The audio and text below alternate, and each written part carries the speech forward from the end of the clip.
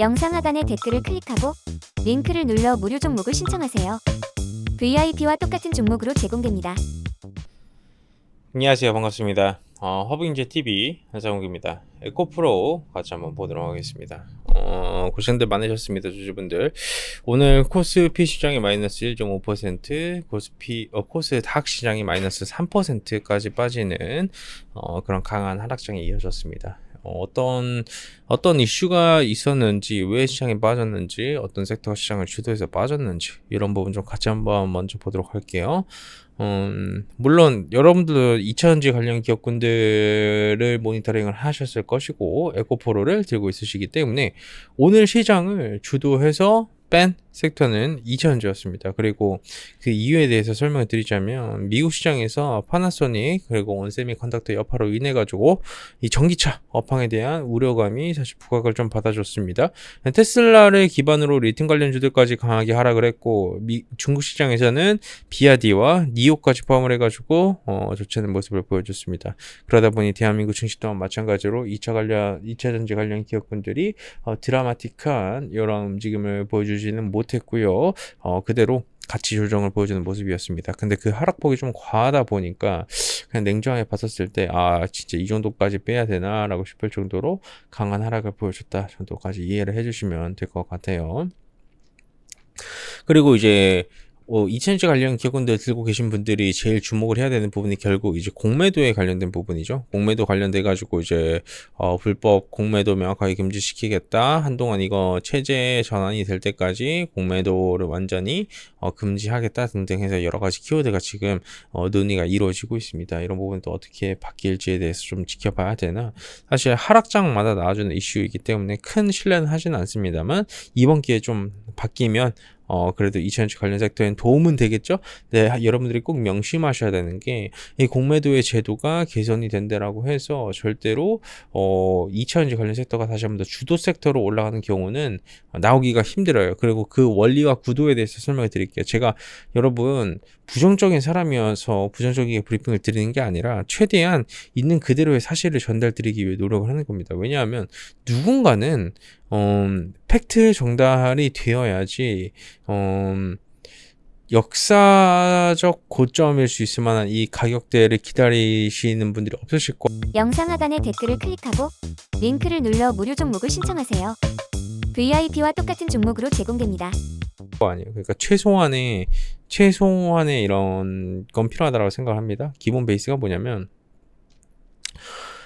1차적으로 이 수급을 풀어 나갈 수 있는 구조가 형성이 될 수가 없어요. 지금 그게 왜 그러냐면 관계 상승이지 않았습니까? 코스닥 시장은 상반기에 전 세계 증시 상승률 1위였습니다. 전 세계 증시 상승률 1위였어요. 근데 이 1위가 누가 올렸을까요? 에코그룹주가 올렸어요. 에코 애들이 올렸어요. 다른 기업들은 올라갔냐고요? 2차전지 일부 애들 빼고는 안 갔어요. 다 안 갔어요. 진짜 안 갔어요. 2차 전지만 거의 다 올라갔어요. 결국 이 상승을 이끌어간 메인 주도 업종과 주도주가 바로 에코고, 주도주는 한 번에 죽지 않는다라는 키워드가 여태 나와주고 그만큼 반영이 이렇게 이루어진 거죠. 역사적 신고가 거래대금을 폭발시킨 월봉 고점이 형성이 됐고 여기서 유의미한 시가까지 80만원 고까지 이탈시켜준 모습이에요. 호가 단위 체계가 변경이 되고 나서 20만원이 굉장히 유의미한 가격이고 그 다음에 50만원이 굉장히 중요한 가격이에요. 근데 이 50만원이라는 가격 구간을 깰 경우에는 하단 조정 구간도 좀 많이 열려있고 고점에서부터 어떻게 표현해야 되지? 공매도 물량이 정말 많이 들어와줬어요. 그러니까 메이저들이 이를 악물고 사실 주가를 뺀 거죠. 이거 고평가다 빼야 된다라고 해가지고 어떻게 보면 여러분들도 뉴스 많이 보셨을 겁니다. 공매도 치던 애들 파산됐다. 공매도 치다가 어느 정도 손실이 크게 났다 등부터 시작을 해가지고 너무나도 많은 뉴스거리가 나와줄 겁니다. 근데 이 공매도에 대해서 한번 설명을 드리자면 그래가지고 이 공매도라는 게 여러분 어떻게 됐죠?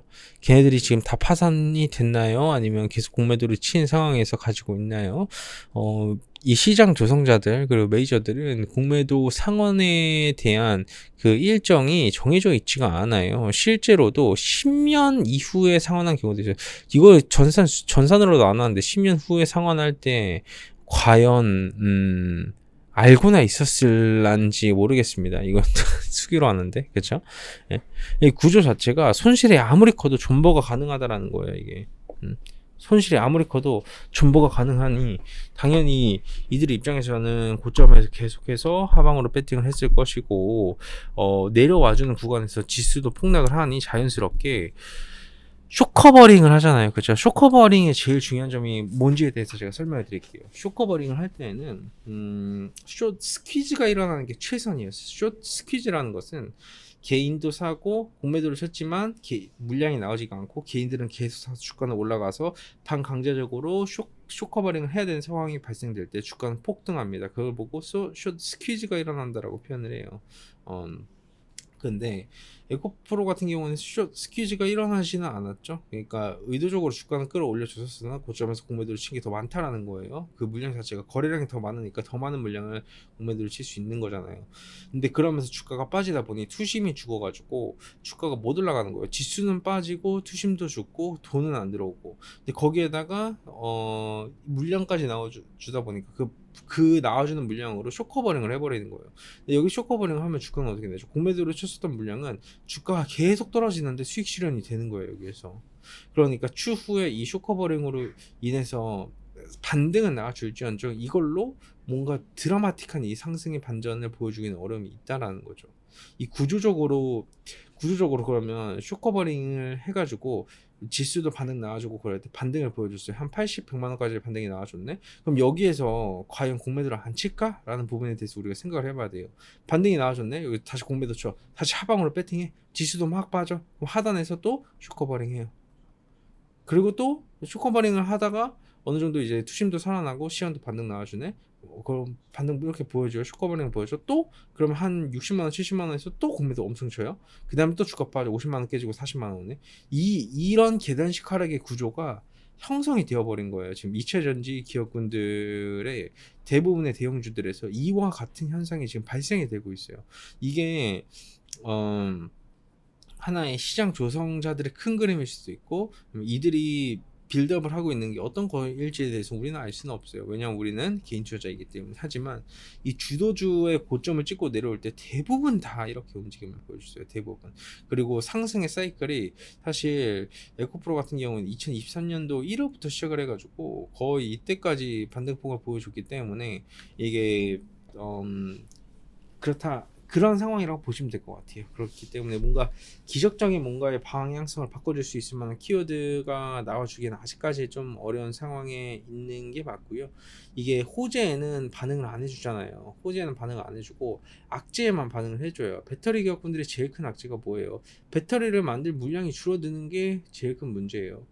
최근에 이제 어때요? 전기차 생산을 뭐 감소를 하겠다라는 이슈가 슬슬 나와주고, 뭐 경기 침체 우려감 슬슬 붙어주면서 고점에 대한 프리미엄, 이게 추후에 이 전 세계의 이 전기차 시장이 얼마만큼 발전이 될 것이다라는 30년도, 35년도의 프리미엄을 때려버린 거거든요. 미래가치 프리미엄을 다 때려가지고 주가를 올린 다음에 빠지는 부분이기 때문에 이게 좀 쉽지 않을 거다라는 말씀을 기본적으로 드리도록 하겠습니다. 이럴 경우에는 조금씩이라도 내가 다른 종목으로 매매를 하면서 수익을 좀 내고